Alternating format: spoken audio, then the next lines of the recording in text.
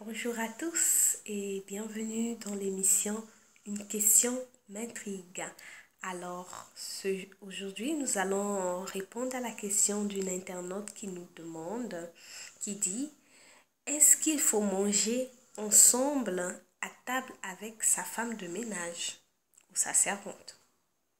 C'est une question pertinente, hein, et une question en plus qui touche beaucoup, qui nous touche nous, qui avons des servantes, qui touche les servantes elles-mêmes et qui touche même quiconque qui vit dans une maison familiale où il y a des servantes, nounous, femmes de ménage, cuisiniers, etc.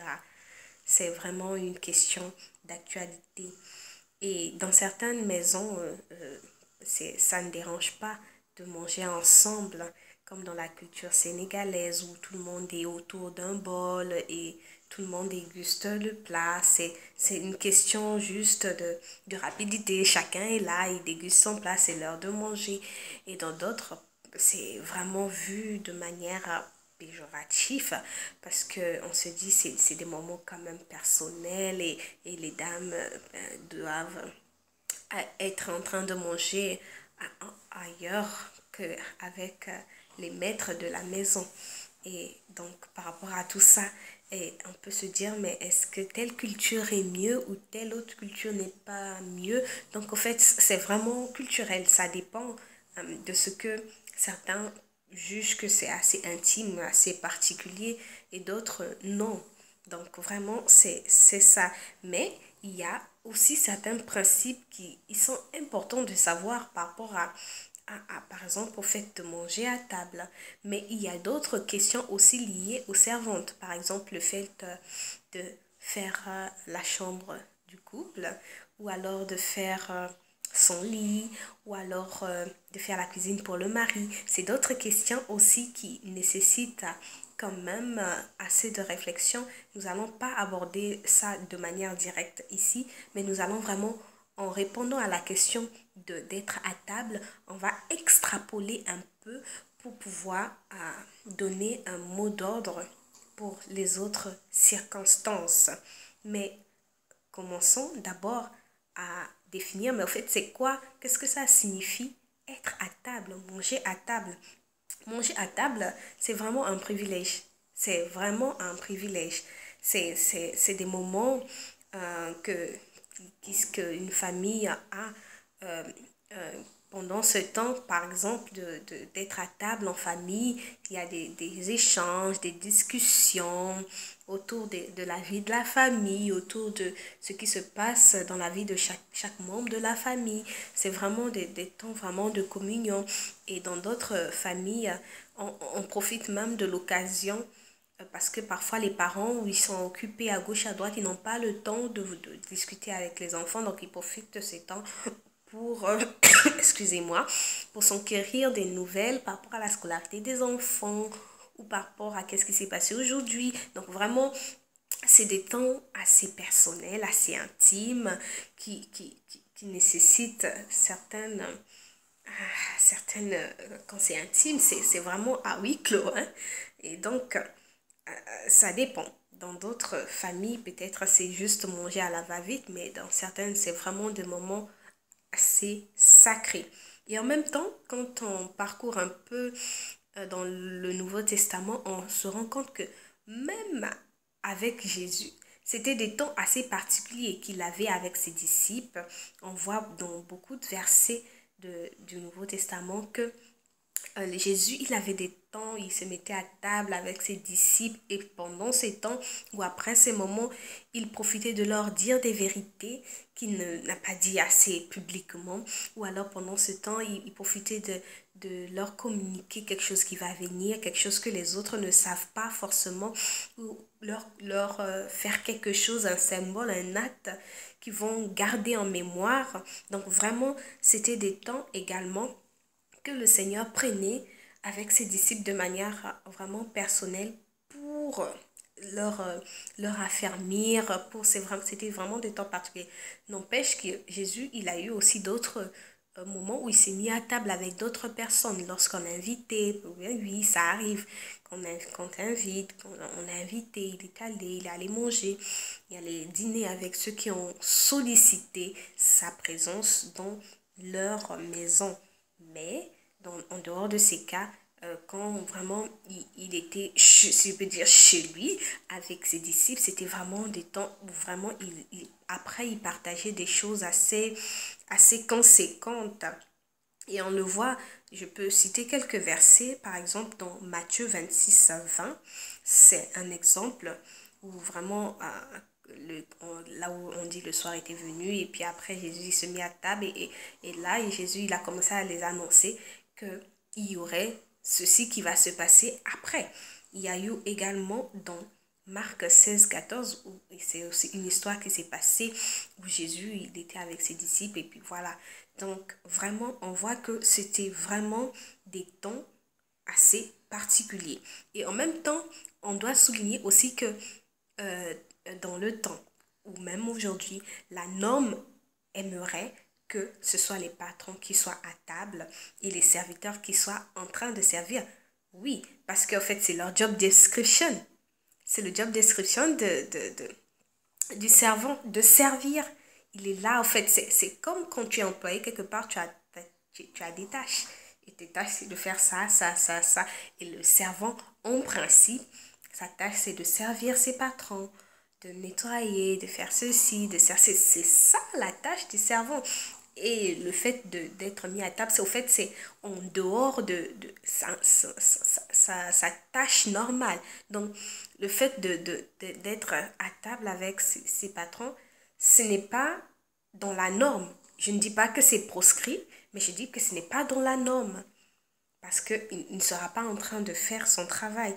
Et quand on lit, en principe, c'est ça. Quand on lit par exemple Luc 22, 27, on voit que on nous dit, car lequel est le plus grand, celui qui est à table ou celui qui sert? N'est-ce pas celui qui est à table? Voilà, là, juste la partie A. C'est vrai que dans ce passage, Jésus, il était en train de répondre à une question qui était parmi eux, qui était le plus grand d'entre eux et tout. Il cherchait vraiment à voir ce qui était parmi tous ces disciples-là qui était le plus grand. Et Jésus était en train de faire cette remarque, c'est celui qui sert et qu'il ne faut pas chercher les honneurs et tout. Mais on voit que en principe, dans la norme, c'est celui qui est à table qui est le plus grand et celui qui sert qui est censé être le servant le plus petit et tout ça. Et vraiment, on voit que le fait de s'asseoir avec ses serviteurs à table, c'est vraiment un énorme privilège qu'on peut faire à ces serviteurs-là. Et par exemple, à nous, Jésus, il nous a promis que nous serons assis à sa table dans les lieux célestes. Mais vraiment, c'est un grand privilège en voyant ce que c'est déjà d'être à table de ses patrons. Mais c'est un grand privilège que de s'asseoir à table du roi des rois. Et en plus, ce qui est bien au fait avec nous, c'est que Dieu, il nous voit encore plus que des serviteurs, il nous voit comme des fils. Nous sommes ses fils. Et vraiment, c'est encore un grand privilège que d'être appelé ainsi et que d'être aussi assis sur des trônes pour diriger les peuples. C'est vraiment un grand privilège que le Seigneur nous fait d'avoir cette promesse quand nous serons avec lui au ciel. Donc voilà un peu ce qui se passe. Et donc quand on lit également dans Luc 17 du verset 7 à 9, pour un peu appuyer le fait que vraiment la norme c'est que le patron soit servi et le servant puisse servir. Je vais lire. On nous dit que si quelqu'un parmi vous a un esclave, si quelqu'un parmi vous a un esclave, je lis pas bien. Voilà, si quelqu'un parmi vous a un esclave et qui laboure, oh là là, je crois que j'aurai besoin de lunettes bientôt. Non, voilà. Si l'un de vous a un esclave qui laboure et garde les troupeaux, lui dira-t-il à son retour des champs, viens tout de suite te mettre à table? Bien sûr que non.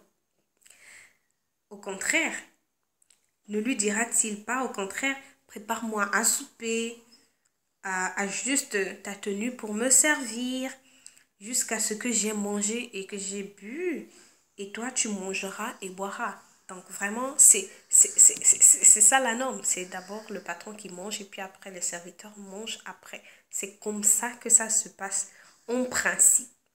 Alors, donc quand on voit ça, on se dit, ben, ça veut dire que ce n'est pas vraiment aisé de pouvoir donner l'accessibilité à nos servants, d'être à table tous les jours avec nous.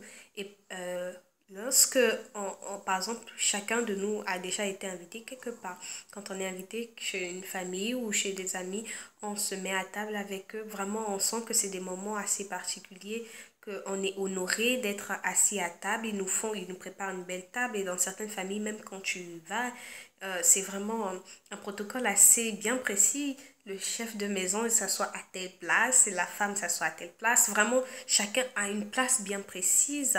Et quand tu t'assois, vraiment, tu n'es pas vraiment à ton aise parce que tu n'es pas déjà chez toi, mais tu participes à ces moments et puis c'est le chef de famille qui essaie de conduire un peu, chacun est dans sa discussion, mais vraiment, on sent que c'est des trucs assez intimes et tu te dis, bon, voilà, tu vois, il y a un peu de gêne dans tout ça, mais dans le fait de d'être à table hein, quand on est chez les autres, donc ça, ça nous montre un peu ce qui se passe dans certaines familles et parfois s'ils arrivent à un peu extrapoler un peu, tu arrives à découvrir ou bien à entendre, ah oui, dans telle famille, il y a ça, tu entres un peu dans le secret de cette famille. Et oui, c'est souvent ce qui se passe. Euh, Eux aussi, par exemple, moi je me dis, par exemple, si c'est une servante qui m'écoute, toi par exemple, quand on te met à table, bon, je prends l'exemple rien que moi, si j'étais servante et si je devais, c'est mon rôle de servir mes patrons, de servir, parce que c'est dans mon cahier de charge.